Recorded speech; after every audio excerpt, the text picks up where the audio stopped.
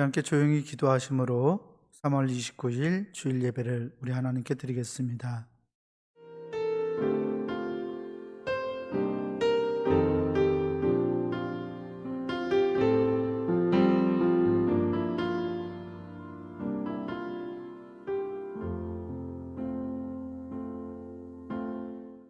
내가 그들에게 한 마음을 주고 그 속에 새 영을 주며 그 몸에서 돌 같은 마음을 제거하고 살처럼 부드러운 마음을 주어 내 율례를 따르며 내 규례를 지켜 행하게 하리니 그들은 내 백성이 되고 나는 그들의 하나님이 되리라. 아멘. 사도신경으로 우리의 신앙을 고백합니다. 전능하사 천지를 만드신 하나님 아버지를 내가 믿사오며 그 외아들 우리 주 예수 그리스도를 믿사오니 이는 성령으로 잉태하사 동정녀 마리아에게 나시고 본디오 빌라도에게 고난을 받으사 십자가에 못 박혀 죽으시고 장사한 지 사흘 만에 죽은 자 가운데서 다시 살아나시며 하늘에 오르사 전능하신 하나님 우편에 앉아 계시다가 저리로서 산자와 죽은 자를 심판하러 오시리라. 성령을 믿사오며 거룩한 공예와 성도가 서로 교통하는 것과 죄를 사하여 주시는 것과 몸이 다시 사는 것과 영원히 사는 것을 믿사옵나이다. 아멘. 함께 찬송가 144장 찬송 부르시겠습니다.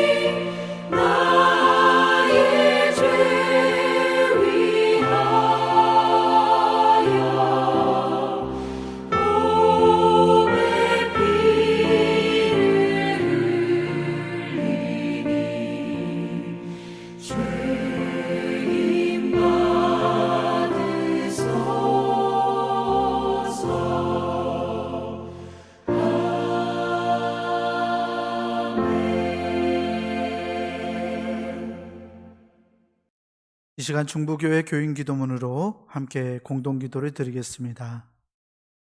중부교회 교인 기도문 함께 공동 기도합니다. 혹 내가 하늘을 닫고 비를 내리지 아니하거나 혹 메뚜기들에게 토산을 먹게 하거나 혹 전염병이 내 백성 가운데 유행하게 할 때에 내 이름으로 일컫는 내 백성이 그들의 악한 길에서 떠나 스스로 낮추고 기도하여 내 얼굴을 찾으면 내가 하늘에서 듣고 그들의 죄를 사하고 그들의 땅을 고칠지라. 생사와 복을 주관하시는 하나님, 이 땅이 코로나19 바이러스로 인해 고통과 아픔 속에서 신음하고 있습니다. 주여, 우리를 불쌍히 여겨 주시옵소서. 먼저 우리의 더러운 죄악을 용서해 주시옵소서. 우리가 죄악 속에 살아왔음을 고백합니다. 거룩하라고 하셨지만 거룩하지 못했고, 사랑하라고 하셨지만 사랑하지 못했습니다. 불의하고 죄로 가득한 사회를 보면서도 용납하고 때론 눈 감고 살아왔음을 회개합니다. 우리를 불쌍히 여기사 용서해 주시옵소서. 코로나19 바이러스로 인해 병든 이들을 치유해 주시고 고통과 두려움과 우울함 속에 있는 주의 자녀들에게 용기를 허락해 주시옵소서. 이 바이러스와 싸우는 지도자들과 의료진에게 지혜와 용기를 주셔서 지치지 않게 하시고 잘 인도하게 하여 주시옵소서. 이 악한 바이러스의 세력이 속히 물러가게 하시고 정치, 경제, 사회, 문화 모든 분야에 있어서 이 땅이 안정되게 회복시켜 주시옵소서. 보통의 평범한 삶이 복임을 알게 하시고 주님의 은혜 속에 살아왔음을 깨닫게 하여 주시옵소서. 하나님이 세우신 교회들을 보호하시고 우리 중부교회도 지켜주시옵소서. 모두의 건강과 안전을 지켜주시고 교회의 모든 예배와 활동이 정상화될 수 있도록 인도해 주시옵소서. 모든 백성이 고난 중에 하나님을 향하여 기도하게 하시고 모든 것이 하나님의 능력 안에 있음을 깨닫고 주께 돌아오는 기회가 되게 하여 주시옵소서. 우리를 사랑하시는 예수 그리스도의 이름으로 기도하옵나이다. 아멘. 교동문 124번 사순절 첫 번째 말씀을 교독하겠습니다. 교동문 124번 말씀입니다.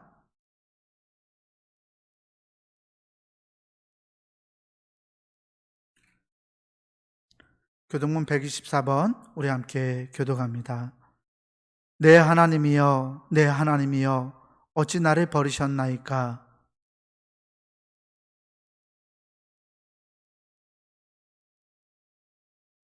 내 하나님이여, 내가 낮에도 부르짖고 밤에도 잠잠하지 아니하오나 응답하지 아니하시나이다.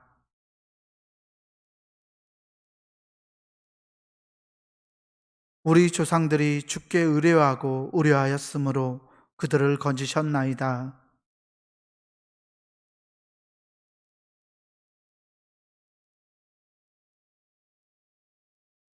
나를 멀리하지 마옵소서.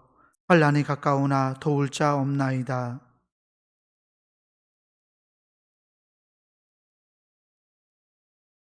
내가 내 모든 뼈를 셀 수 있나이다. 그들이 나를 주목하여 보고 내 겉옷을 나누며 속옷을 제비 뽑나이다.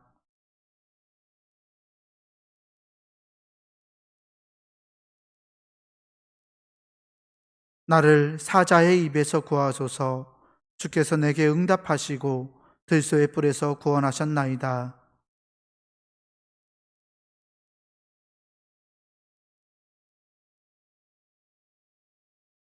여호와를 두려워하는 너희여, 그를 찬송할지어다.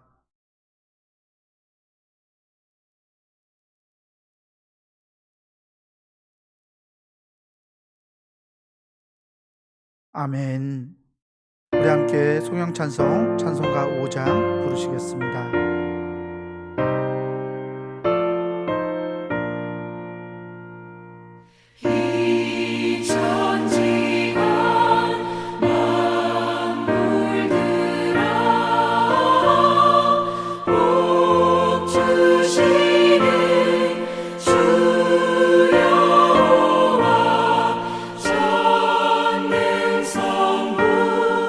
Oh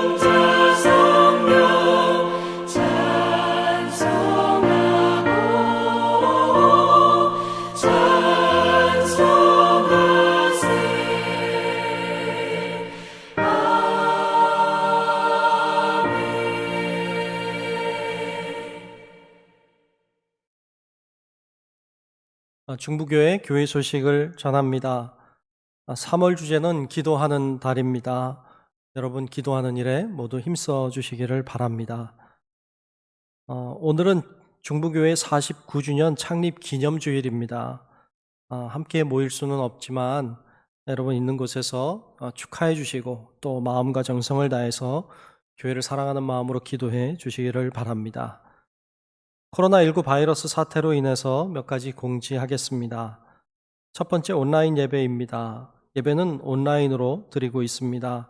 두 가지 방법으로 여러분들이 예배에 참여하실 수 있겠습니다. 첫 번째, 우리 중부교회 홈페이지 영상 예배로 참여하실 수 있습니다. 주일에 오전 8시부터 여러분들이 예배를 드리실 수 있겠습니다. 두 번째는 실시간 유튜브 영상 예배입니다. 주일 오전 10시에 실시간으로 예배를 드리는데 그것이 유튜브를 통해서 나가게 됩니다. 여러분께서 그렇게도 참여하실 수 있겠습니다. 두 번째 예배입니다. 오늘 29일인데요. 오늘도 함께 모일 수가 없었습니다. 좀 안타깝게 생각합니다. 하지만 다음 주일부터는 우리가 예배를 모여서도 드리려고 합니다. 다음 주일은 4월 5일 종료 주일이고요. 우리가 1부부터 4부까지 모여서 예배 드리도록 하겠습니다. 모이실 수 있는 분들 나오셔서 예배에 참여하시길 바라고요. 혹시 모일 수 없는 분들은 여러분들이 영상으로도 예배에 참여하실 수 있도록 그렇게 준비하도록 하겠습니다. 여러분께서 그렇게 참여하시기 바랍니다. 하지만 변동이 항상 있을 수 있기 때문에 한 주 동안에도 어떤 일들이 일어날지 모릅니다. 그래서 추후에 다시 공지하도록 그렇게 하겠습니다. 세 번째, 주일 예배당 개방입니다. 주일에는 교회 예배당을 오후 9시까지 개방하겠습니다. 자유롭게 오셔서 기도할 수 있고 헌금도 드리실 수 있겠습니다. 네 번째, 수요 예배입니다. 홈페이지 영상 예배로 드립니다. 수요일날 오후 5시 반부터 참여가 가능합니다. 수요 예배도 그렇게 잘 참여하셔서 예배 드리시길 바랍니다. 다섯 번째, 교회학교 또 중고등부 예배입니다. 영상을 통해 예배가 또 공과가 진행이 되고 있습니다. 학부모님들의 도움을 바랍니다. 여섯 번째, 중부교회 교인 기도문입니다. 기도문으로 있는 곳에서 매일 오후 9시에 기도하시기 바랍니다. 일곱 번째, 연속기도회입니다. 이번 주에도 다른 주와 동일하게 진행을 하겠습니다. 잘 참여해 주시기를 바랍니다. 여덟 번째, 헌금 계좌번호입니다. 계좌번호가 자막으로 나가고 있습니다. 여러분께서 이 계좌를 통해서도 헌금을 드리실 수 있겠습니다. 드리실 때 어떻게 기명해야 되는지 잘 모르시는 분들이 계셔서 말씀드리는데, 예를 들어서 11조를 드리는 경우에는 본인 이름 쓰시고 그리고 괄호 안에 10, 감사헌금이면 감, 건축헌금이면 건, 복지헌금이면 복, 이런 식으로 여러분들이 적어주시면 집계하는데 편리하겠습니다. 여러분께서 그렇게 헌금도 하시면 좋겠습니다.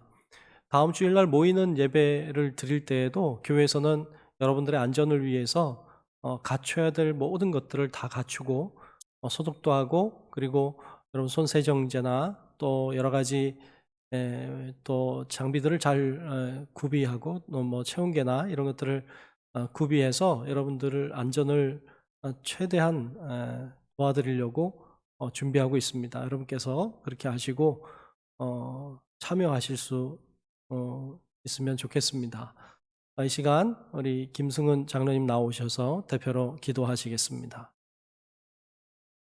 하나님, 오늘도 거룩하고 복된 주일을 허락하여 주셔서 여기저기 흩어져 살던 저희 성도들이 하나님의 성전에 모여 예배드리게 하시니 은혜에 감사드립니다. 어둡고 답답하고 암담했던 사망의 그늘에서 생명의 빛 가운데로 저희를 인도하시고 구원의 은혜를 베풀어 주신 그 크신 사랑과 은혜에 감사와 찬양과 영광을 돌려드립니다. 이 시간 신령과 진정으로 예배드리며 몸과 마음과 뜻을 다하는 거룩한 예배가 되도록 인도하여 주시옵소서. 오늘 이 예배를 통하여 육신적인 생각을 회개하고 거듭나 진리를 볼 수 있는 눈과 주님의 음성을 들을 수 있는 귀와 오묘하신 비밀을 깨닫는 신령한 은사를 허락하여 주시옵소서. 하나님 아버지, 전염력이 강력한 질병이 우리의 일상을 변하게 하고 불편하게 하며 걱정거리가 되고 있습니다. 전능하신 하나님, 이런 상황에 굴하지 아니하고 하나님께서 우리를 오늘날 어떻게 구원하시는지 담대히 바라보는 믿음을 갖게 하여 주옵시고, 이를 통하여 이루고자 하시는 하나님의 뜻을 분별하며 담대히 지나게 하옵시며, 또한 하나님과 교제의 시간이 깊어지는 시간으로 삼아 이 힘든 시간들을 지나게 하셔서 하나님의 크고 높고 깊고 넓은 섭리를 헤아리는 믿음으로 살게 하시며 하나님의 마음에 합한 자들이 될 수 있도록 인도하여 주옵소서. 또한 가정 능지에서 영상으로 드리는 예배로 인하여 많은 성도들이 한자리에 모이지 못하여 교회의 재정이 어려움이 생기지 않도록 우리 하나님 살펴주시고, 최선을 다하는 헌신의 모습을 잃지 않도록 도우시고 그 헌신에 축복하여 주시옵소서. 썩어진 세상을 사는 우리가 구별된 성도의 이름으로 예배를 드립니다. 모두 다 들을 만한 믿음이 사람이 되게 주님 인도하여 주옵소서. 함께 예배하는 우리 중에서 병이 낫는 기적과 맺힌 한이 풀리고 말씀의 약속이 믿어지며 가정과 사업과 직장의 문제들이 해결되는 역사가 일어나게 하나님 함께하여 주옵소서. 반석 위에 세워진 교회가 굳건한 것을 믿으며 성남과 주위 사람들의 희망이 되고 도피처가 되고 피난처가 되게 주님 인도하여 주옵소서. 하나님, 골방에서, 광야에서, 땀 흘리는 일터에서 연속으로 끊임없이 기도하는 중부 성도들의 기도를 들어 응답하여 주옵소서. 긍휼히 여겨주시고 지치지 않고 낙심치 않게 인도하여 주옵소서. 우리 중부교회로 하나님의 영광이 드러나게 주님 인도하여 주옵소서. 우리 중부교회 성도로 인하여 하나님의 사랑이 증거가 되게 인도하여 주옵소서. 빛으로 살아서 어둠을 이기고 소금처럼 살아서 세상을 이기게 인도하여 주옵소서. 어려움이 많은 시간을 지내는 우리 목사님, 더욱 성령으로 강경케 하여 주셔서 우리를 귀한 말씀으로 인도하셔서 참으로 용기가 샘솟는 귀한 날들 되도록 주께서 말씀으로 함께하여 주시옵시고, 오늘 듣는 말씀이 세상을 사는 한 주간 살아 역사하시는 것을 체험하게 주님 인도하여 주옵소서. 이 시간 예배는 우리의 영과 육이 위로를 받게 하여 주옵시고 하나님 영광 받아 주시옵소서. 숨쉬는 순간마다 함께하여 지켜주시는 예수 그리스도의 이름으로 기도드리옵나이다. 아멘. 이 시간 우리에게 주시는 하나님의 말씀은 누가복음 10장 25절에서 37절까지 말씀입니다. 누가복음 10장 25절에서 37절까지 말씀입니다. 제가 가진 성경으로 신약성서 110페이지에 있습니다. 신약성서 110페이지 누가복음 10장 25절에서 37절까지 말씀입니다. 말씀 제가 대표로 봉독하겠습니다. 어떤 율법교사가 일어나 예수를 시험하여 이르되, 선생님, 내가 무엇을 하여야 영생을 얻으리이까? 예수께서 이르시되, 율법에 무엇이라 기록되었으며 내가 어떻게 읽느냐? 대답하여 이르되, 내 마음을 다하며 목숨을 다하며 힘을 다하며 뜻을 다하여 주 너의 하나님을 사랑하고 또한 내 이웃을 내 자신같이 사랑하라 하였나이다. 예수께서 이르시되, 내 대답이 옳도다. 이를 행하라. 그러면 살리라 하시니, 그 사람이 자기를 옳게 보이려고 예수께 여짜오되, 그러면 내 이웃이 누구니이까? 예수께서 대답하여 이르시되 어떤 사람이 예루살렘에서 여리고로 내려가다가 강도를 만나매 강도들이 그 옷을 벗기고 때려 거의 죽은 것을 버리고 갔더라. 마침 한 제사장이 그 길로 내려가다가 그를 보고 피하여 지나가고 또 이와 같이 한 레위인도 그곳에 이르러 그를 보고 피하여 지나가되 어떤 사마리아 사람은 여행하는 중 거기 이르러 그를 보고 불쌍히 여겨 가까이 가서 기름과 포도주를 그 상처에 붓고 싸매고 자기 짐승에 태워 주막으로 데리고 가서 돌보아 주니라. 그 이튿날 그가 주막 주인에게 데나리온 2를 내어주며 이르되 이 사람을 돌보아 주라. 비용이 더 들면 내가 돌아올 때에 갚으리라 하였으니 내 생각에는 이 세 사람 중에 누가 강도 만난 자의 이웃이 되겠느냐? 이르되 자비를 베푼 자니이다. 예수께서 이르시되 가서 너도 이와 같이 하라 하시니라. 아멘. 주제설교 예수님의 질문 11번째 시간입니다. 오늘은 누가 이웃이 되겠느냐라는 제목으로 담임 목사님께서 하나님 말씀 선포하시겠습니다. 오늘은 누가복음 10장 25절로 37절 말씀을 중심으로 예수님의 질문 11번째 누가 이웃이 되겠느냐라는 제목으로 말씀을 나누겠습니다. 오늘도 함께 모일 수는 없었지만 그러나 오늘도 하나님께서 우리와 함께하고 계시고 또 예배하는 그곳에서도 하나님은 역사하실 줄로 믿습니다. 믿음으로 오늘도 사모하는 마음으로 예배와 말씀에 참여하는 우리 성도 여러분들이 되시기를 주님의 이름으로 축복합니다. 제노비스 신드롬이라고 하는 말이 있습니다. 이 신드롬은 한 사건에서 비롯되었습니다. 1964년 3월에 미국에서 있었던 사건입니다. 이 제노비스라고 하는 한 여인이 있었습니다. 이 여인이 새벽에 길을 가다가 강도를 만나서 칼에 찔리고 맙니다. 이 여인이 칼에 찔려서 소리를 지릅니다. 살려달라고 소리를 질렀지만 그래서 그 소리 때문에 수많은 사람들이 깨어났고 이 광경을 보았지만 38명이나 되는 그 많은 사람들이 보았지만 이 여인을 그 누구도 도와주지 않았고 심지어는 경찰에 신고조차도 하지 않았습니다. 이 강도가 그 자리에 범행 장소에 3번이나 오고 갔지만 30여 분의 긴 시간 동안 그 누구도 이 여인을 도와주지 않았습니다. 결국에 이 여인은 그때 그 자리에서 죽고 맙니다. 여러분, 이 광경을 쳐다보고 있었던 또는 보고 지나갔던 그 38명이나 되는 수많은 사람들이 죄가 없다 할 수 있겠습니까? 한국에서도 몇 년 전이지만 이런 사건이 있었습니다. 어떤 사람이 택시를 타고 가고 있었습니다. 택시를 타고 가던 도중에 이 택시 기사가 심장마비에 걸려서 쓰러졌습니다.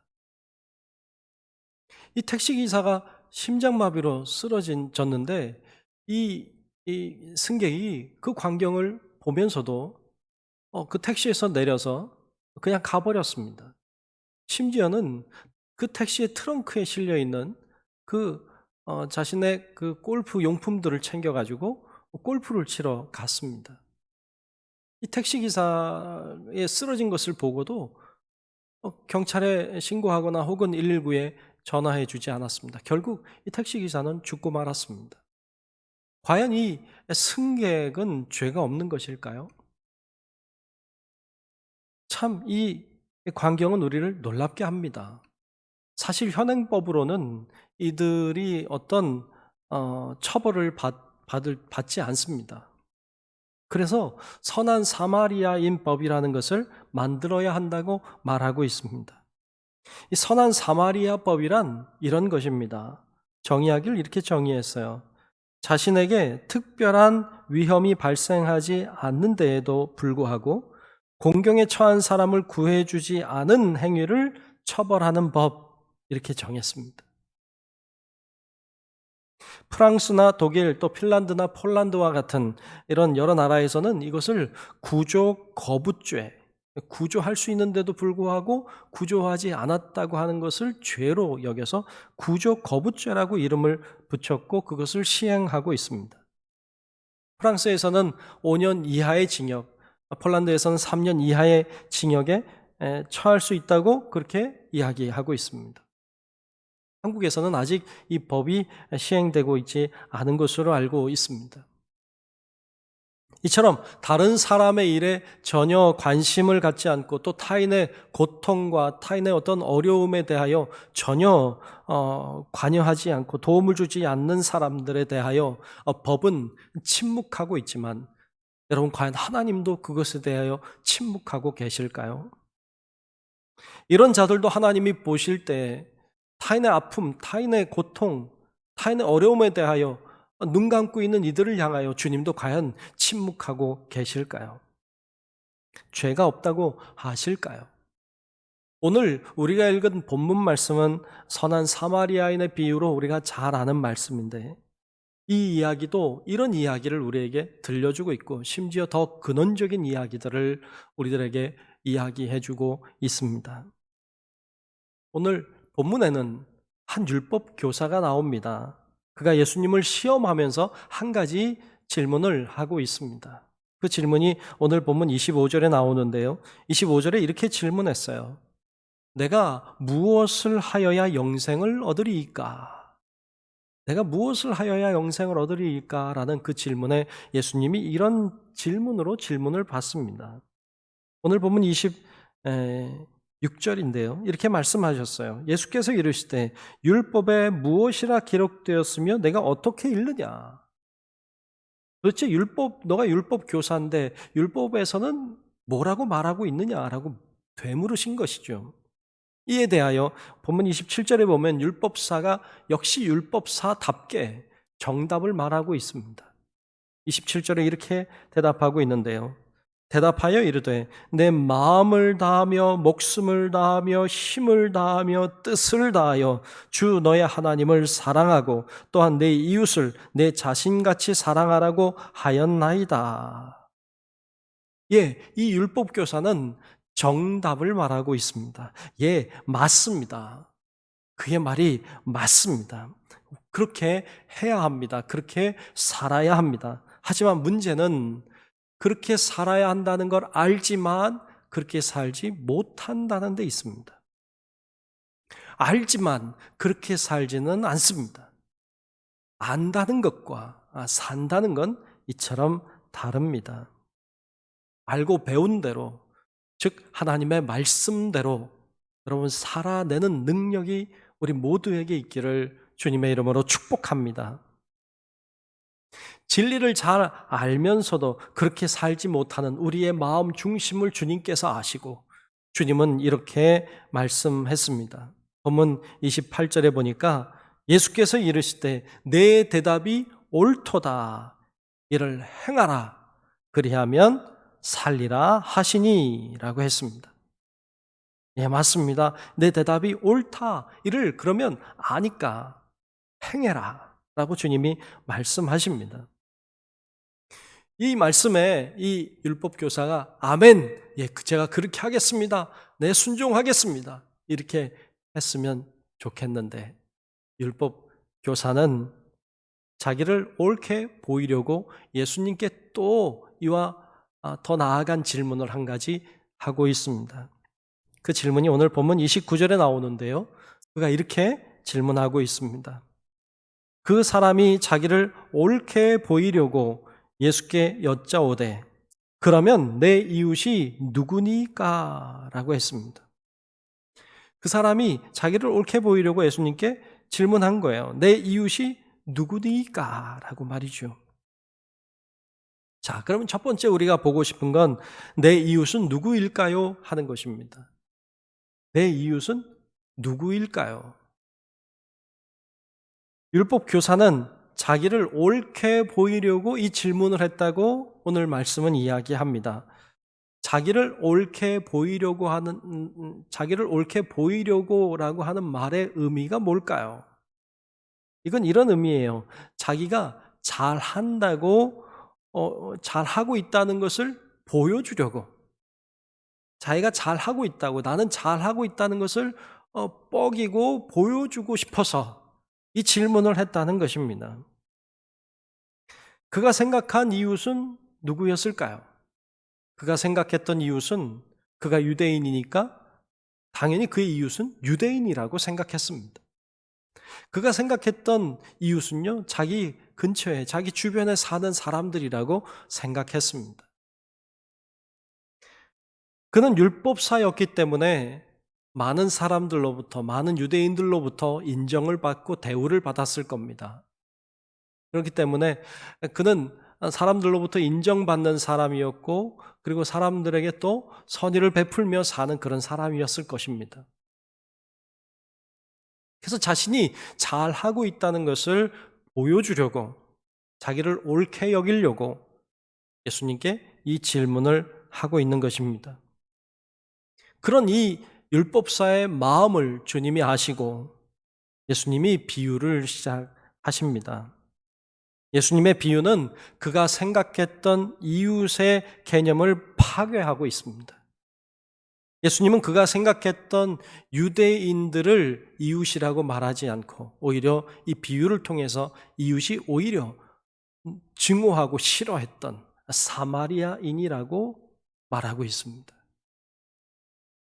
자기 주변에 있는 사람만 이웃이라고 생각했던 그의 생각을 파괴하고 주님은 한 번도 본 적이 없는, 그것도 지나가던 그냥 행인, 강도 만나서 쓰러져 있는 그 사람을 오히려 이웃이라고 말하고 있습니다. 그러므로 그가 가지고 있던 교만함, 자기를 옳게 보이려고 했던 그 모든 것들을 주님은 파괴하십니다. 그리고 주님은 그거를 그로 하여금 다시 한번 생각하게 하십니다. 여러분의 이웃은 누구입니까? 본래 이웃이라고 하는 건 사전적인 의미를 찾아보면 서로 인접하여 가까이 사는 사람이나 집, 서로 인접해서 가까이 사는 사람들이나 집을 가리켜서 이웃이라고 말합니다. 하지만 예수님이 말씀하시는 이웃은 좀 다릅니다. 예수님이 말씀하시는 이웃이라고 하는 건 모든 사람을 다 가리킵니다. 주님께서 말씀하시는 이웃은 모든 사람입니다. 예외가 없습니다. 특별히 고통과 어려움 속에 있는 자들을 가리키고 있습니다. 이웃에 대한 우리의 고정관념을 그러므로 깨버려야 합니다. 내 근처에 있는 사람, 나와 가까이 있는 사람, 나에게 잘해주는 사람, 그런 사람들만 이웃이 아니라 오히려 원수 같은 사람, 나도 잘 모르는 사람, 좀 멀리 사는 사람도 다 이웃이라고 주님은 이웃의 개념을 확장시키고 있습니다. 구체적으로 어떤 사람이 우리의 이웃일까요? 한국 사람만 이웃이 아닙니다. 외국 사람도 이웃입니다. 외국 노동자도, 심지어 불법 체류자도 우리의 이웃입니다. 법을 잘 지키는 사람도 이웃이지만 심지어는 법을 잘 지키지 않는 좀 미운 사람들, 못된 사람들도 이웃입니다. 성경 말씀대로 순종하고 성경 말씀대로 살아가는 사람도 물론 우리의 이웃이지만 말씀을 모르고 말씀대로 살지 않는 불순종하는 사람들도 이웃입니다. 기독교인들도 이웃이지만 사실 불교인도 이웃이고 이슬람교인들도 타 종교를 가지고 있는 사람들도 다 이웃입니다. 심지어는 동성애자들도 우리의 이웃입니다. 동성애라고 하는 건 성경적이진 않지만 그러나 동성애를 하는 사람은 이웃인 것입니다. 정치적으로 나와 색깔이 달라도 이웃입니다. 경제적으로 굉장히 삶이 많이 다르다고 할지라도 그 사람도 우리의 이웃입니다. 모든 사람이 예외 없이 다 이웃입니다. 나와 배경이 다르고 환경이 다르고 그리고 취향이 다르고 색깔이 달라도 다 이웃입니다. 주님은 우리의 이웃을 확장시키고 계십니다. 여러분은 이 이웃들에게 잘 하고 계십니까? 나에게 잘해주는 사람, 나와 생각이 같은 사람, 취향이 같은 사람, 그런 사람들을 잘해주고 그런 이웃에게 잘해주는 것은 그건 누구나 다 하는 것입니다. 주님의 말씀은 그것을 넘어서서 나와 색깔이 다른 사람, 내가 이해할 수 없는 사람, 나를 적대시하는 사람까지도 내가 한 번도 본 적이 없는 사람이라도 그 사람까지도 이웃으로 품고 그들까지도 정말로 사랑의 마음으로 대하는 그런 사람들, 주님이 원하시는 사람은 바로 그런 사람들입니다. 이것은 우리에게 주어진 숙제 같습니다. 하지만 이것이 하나님의 뜻인 것입니다. 선한 사마리아인 법에 좀 상반되는 이야기도 있습니다. 그것은 고대 그리스의 철학자였던 키레네의 카르네아데스라고 하는 사람이 한 이야기인데요. 그가 한 이야기이기 때문에 카르네아데스의 판자라고 그렇게 이제 이름을 붙였는데요. 이 카르네아데스의 판자라고 하는 이야기는 이런 이야기입니다. 여러 사람들을 태운 배가 가고 있었습니다. 이 배가 가다가 암초에 부딪혔어요. 그래서 파선이 되었습니다. 사람들이 다 물에 빠졌는데 이 어떤 한 사람이 그 파선된 배에서 나온 나무 조각을 하나 붙잡은 거예요. 간신히 그거 붙잡고 물 위에 떠 있는데 어떤 사람이 허우적허우적대고 오는 겁니다. 그리고 자신이 지금 간신히 타고 있는 이 판자를 잡는 거예요. 살겠다고 온 거죠. 그런데 이 판자가 너무 작아서 두 사람이 버틸 수가 없는 겁니다. 판자가 점점 물속으로 빠져들어가는 거예요. 먼저 이 판자를 잡고 있던 사람이 도저히 견딜 수가 없었어요. 이러다가 다 죽을 것 같았어요. 그래서 저 사람을 막 밀쳐냅니다. 발로 차고 손으로 밀어서 나가도록 합니다. 결국 그 사람이 판자에서 떨어져 나가서 죽고 말았어요. 그리고 이 사람은 구원을 받고 건짐을 받았죠. 그리고 나중에 법정에 서게 됐습니다. 그런데 법정의 판결이 어떻게 나왔을까요? 법정에서 판결하기를 이 사람에게 무죄를 선고했습니다. 과연 무죄일까요? 이 이야기를 그는 하고 있습니다. 여러분들이 그 상황이었다면 어떻게 했을까요? 참 이 이야기는 쓸쓸하고 아주 마음이 아픕니다. 근데 이 이야기는 사실 생명과 관계된 것입니다. 나의 생명, 내가 죽고 사는 문제가 걸려 있기 때문에 그 행동을 나쁘다고만 말하기는 참 어려운 한계를 갖고 있습니다. 그런데 오늘 본문에 나와 있는 내용은 이 비유 이야기는 나의 생명과 관계 있는 이야기가 아닙니다. 그럼에도 불구하고 나의 생명과 전혀 관계없는 이야기임에도 불구하고 이 죽어가는 사람을 보고 지나갔다고 하는 이야기가 우리의 마음을 더욱 아프게 합니다. 자, 그러면 어떤 사람이 좋은 이웃이 될 수 있을까요? 오늘 본문에 보면 세 종류의 사람이 나오고 있습니다. 우리가 두 번째로 볼 건 이 세 종류의 사람입니다. 율법사가 자신의 이웃이 누구인지를 묻는 질문에 예수님이 한 가지 비유를 시작하십니다. 어떤 사람이 예루살렘에서 여리고로 내려가다가 강도를 만났습니다. 강도에게 다 빼앗기고 맞아서 죽을 지경이 되었습니다. 강도가 버리고 가버렸어요. 근데 그곳에 제사장이 지나가게 됐습니다. 그런데 피하고 지나갔습니다. 레위인도 왔지만 그 광경을 보았지만 피하여 지나갔습니다. 그런데 그들이 싫어하는, 그들이 인간 취급도 하지 않는 사마리아 사람이 여행하던 중에 그 광경을 보고 그냥 지나가지 못했습니다.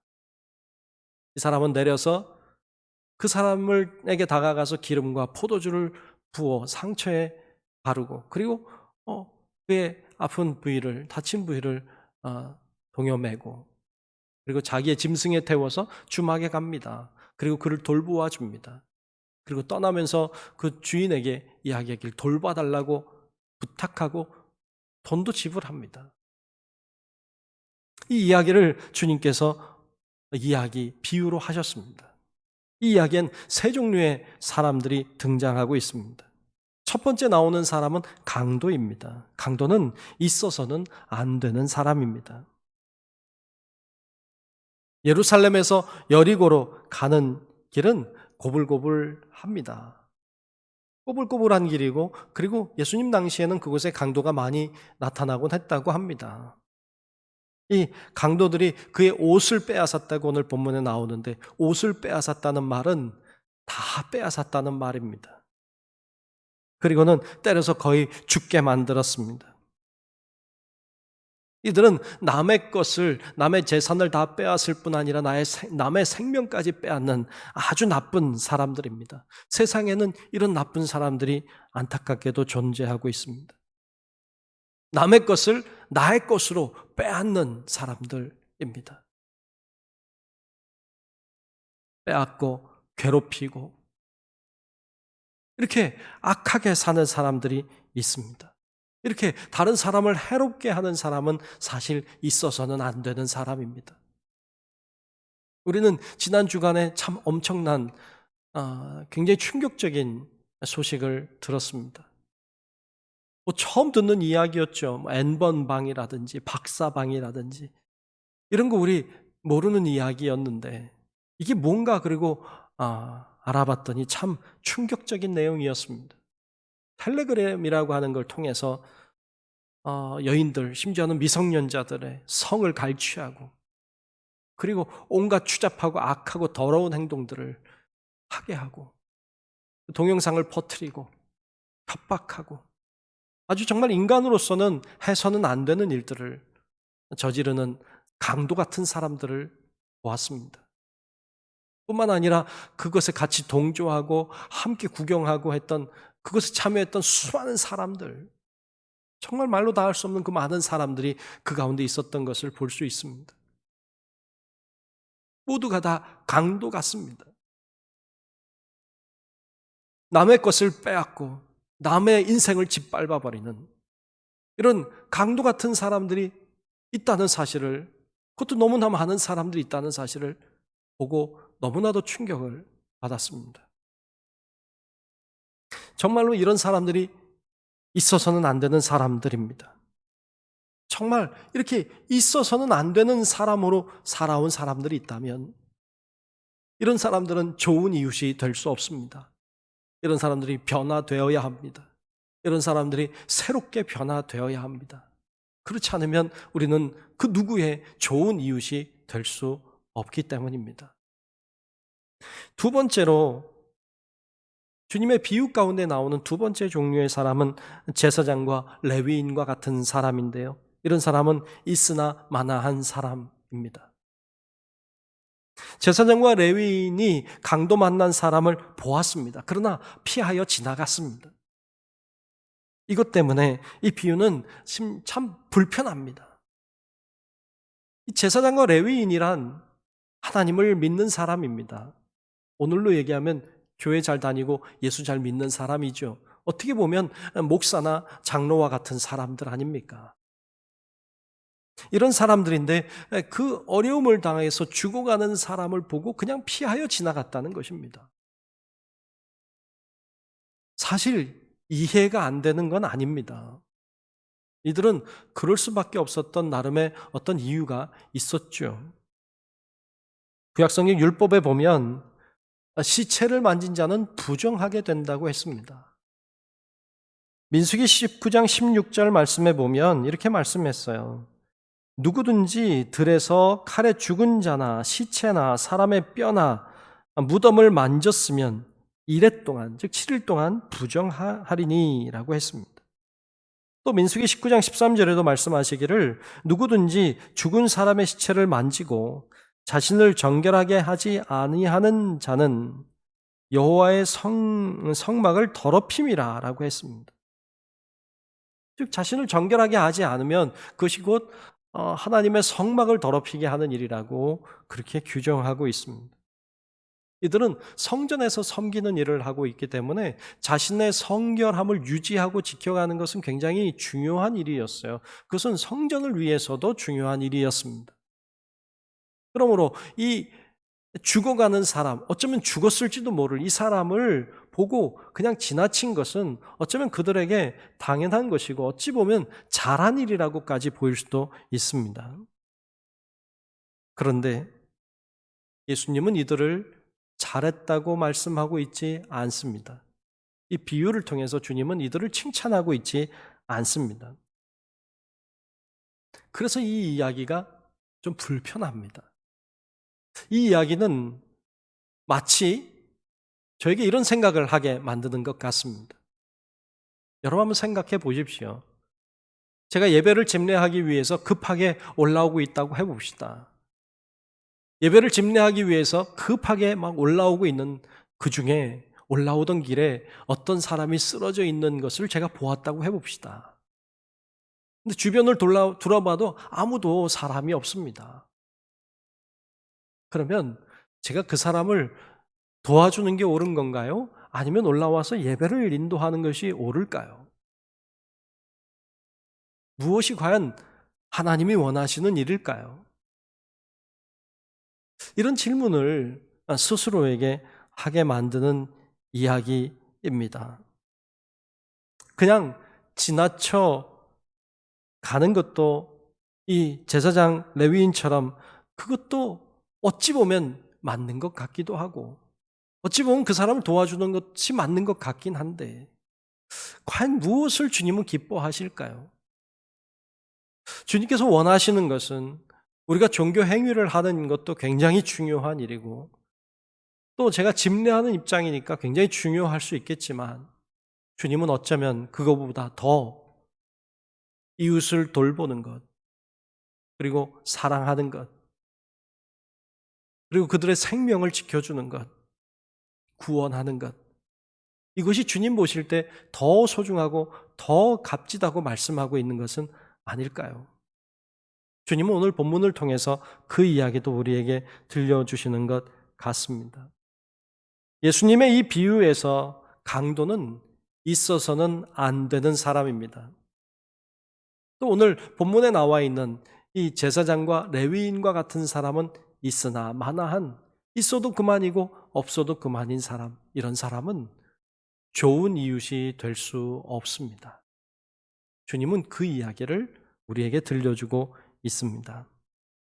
세 번째 나오는 사람은 사마리아인인데요. 이 사람은 필요한 사람입니다.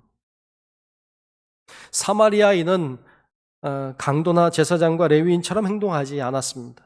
그는 강도 만나서 쓰러져 있는 그 사람을 보고 그냥 지나치지 않았습니다. 이 사람은 다른 사람으로부터 더럽다고 인간 취급도 받지 못하는 사람이었지만 그러나 이 사람은 그 강도 만나 죽어가는 사람을 그냥 보고 지나치지 않았습니다. 그를 향해 다가갔습니다. 그를 돌보아 주었고 응급처치를 해 주었습니다.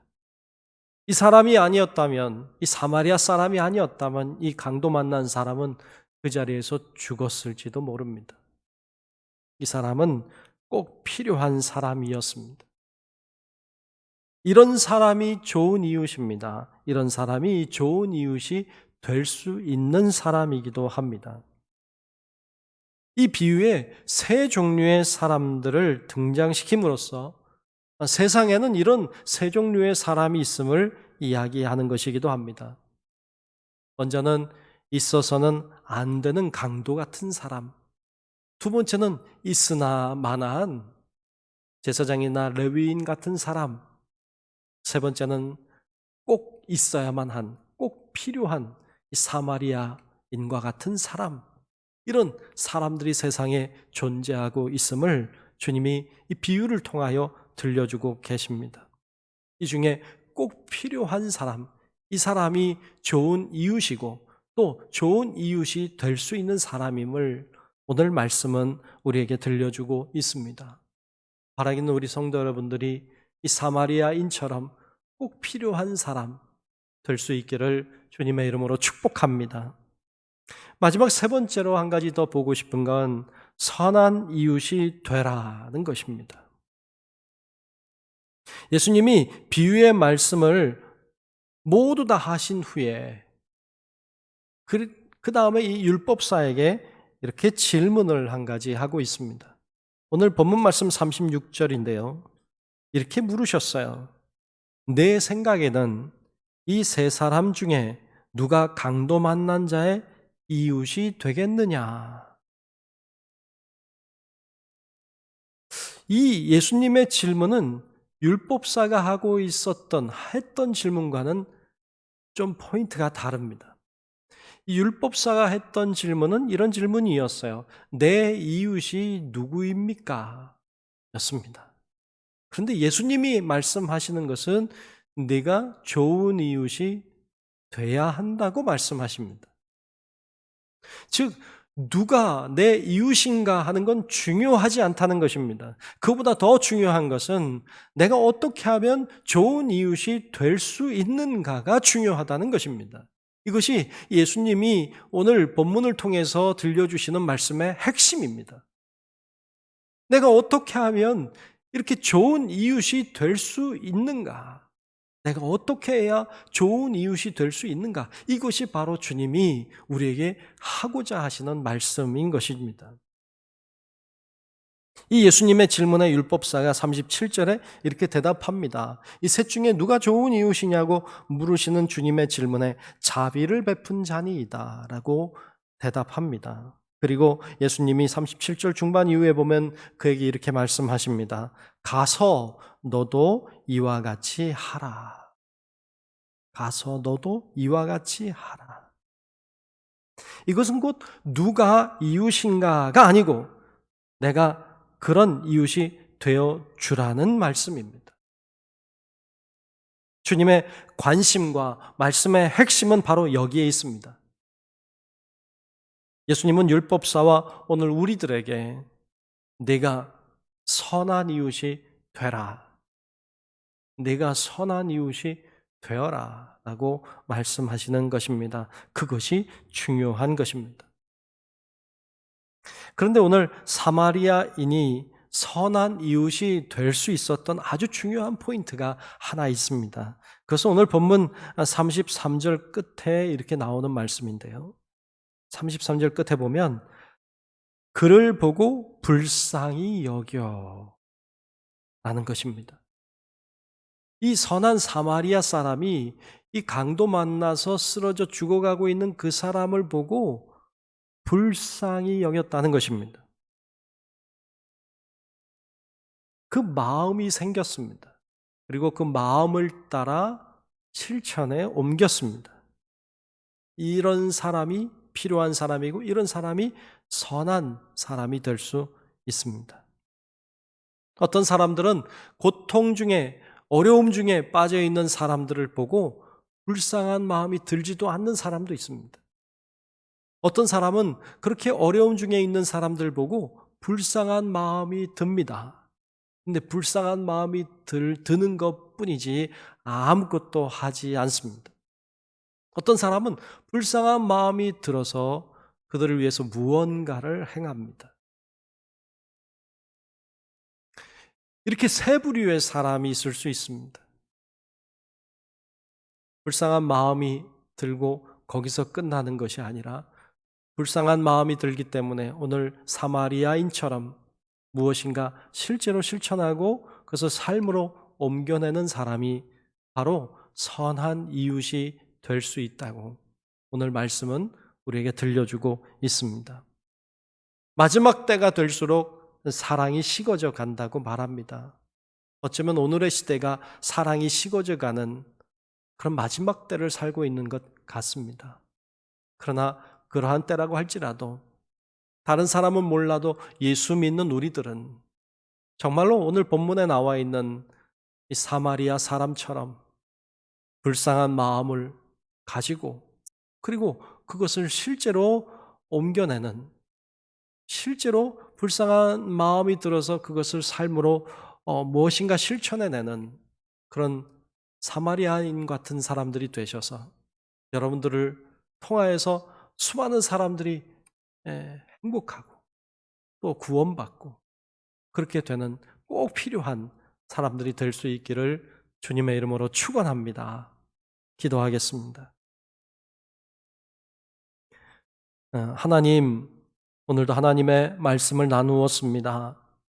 이 세상에 수많은 종류의 사람들이 있는데 하나님, 저희들이 정말로 이 강도와 같이 필요 없는 사람 되지 않게 하시고 제사장이나 레위인처럼 있으나 마나한 그런 존재들이 되지 않도록 도와주시고 사마리아인처럼 기꺼이 긍휼의 마음을 실천의 삶으로 옮겨내는 그런 선한 이웃들이 될 수 있도록 하나님 우리 모두를 축복하여 주시옵소서. 예수님 이름으로 간절히 기도하옵나이다. 아멘. 우리 함께 찬송가 261장 찬송 부르시며 준비하신 예물 드리겠습니다.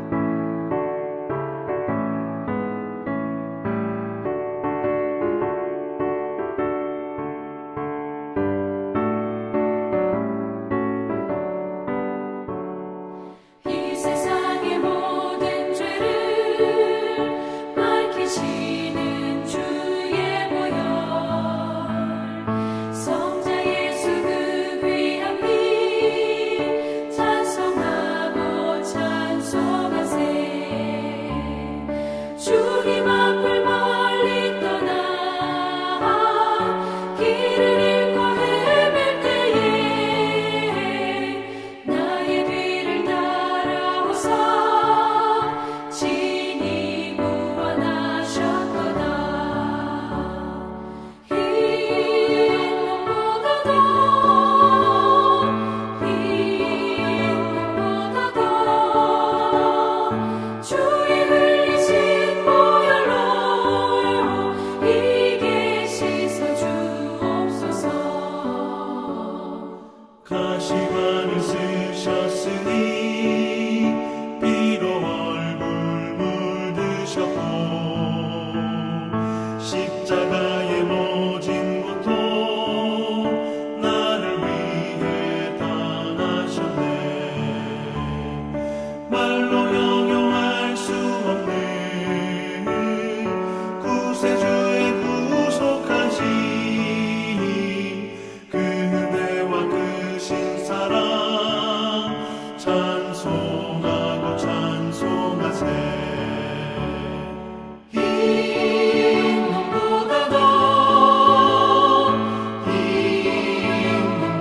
더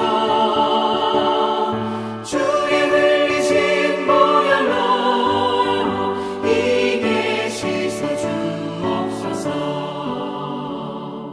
아버지를 멀리 떠나 바른 길을 저버리고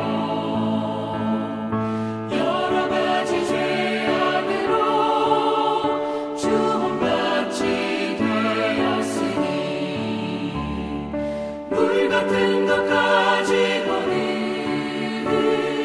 씻을 수가 아주 없네. 주여 귀한 몸의 피로 날 정결케 하옵소서.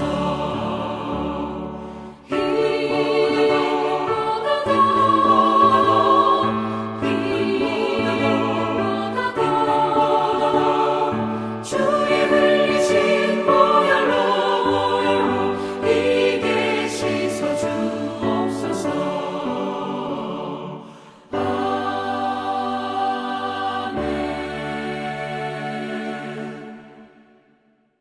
다 함께 자리에서 일어나셔서 감사하라 찬송 부르시면서 들으신 예물 봉헌하겠습니다. 사랑아 내 영혼아 감사하라 내 영혼아 내 속에 있는 것들아 다 감사하라.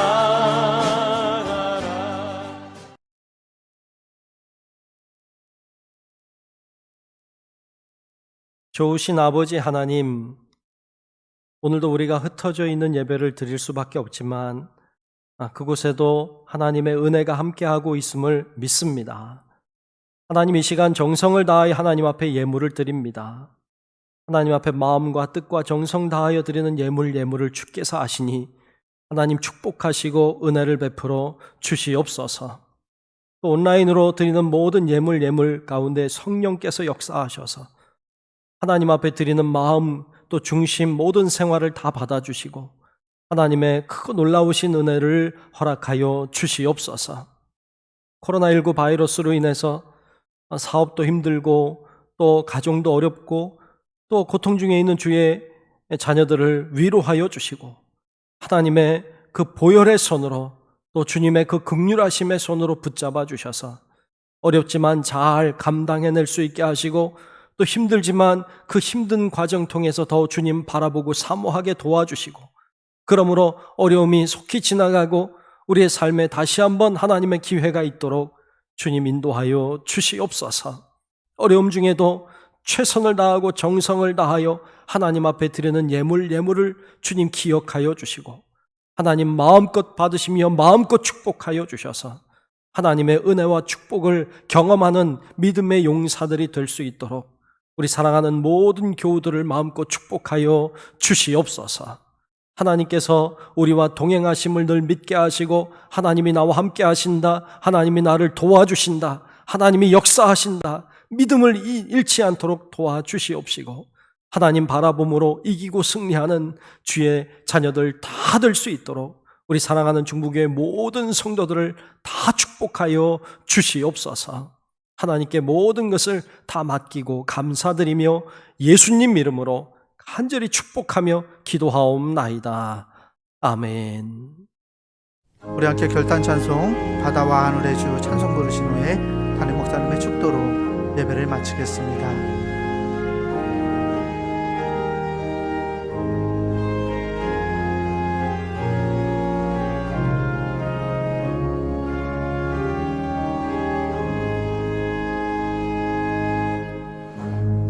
바다와 하늘의 주 죄와 고통 속에서 부르짖는 백성들 구하리라. 밤의 별을 만든 주 어두움을 밝히네. 나의 빛을 가지고 누가 갈까?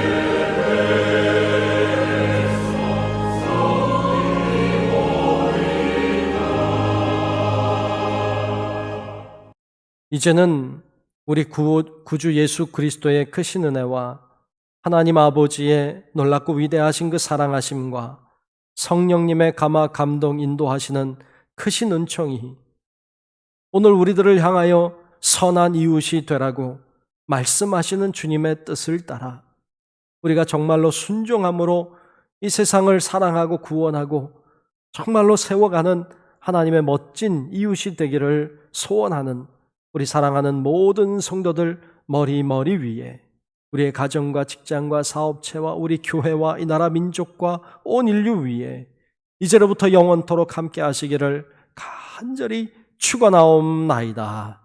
아멘. 내게 주신 모든 것 감사. 때론 가져가심도 감사. 내 모두가 알게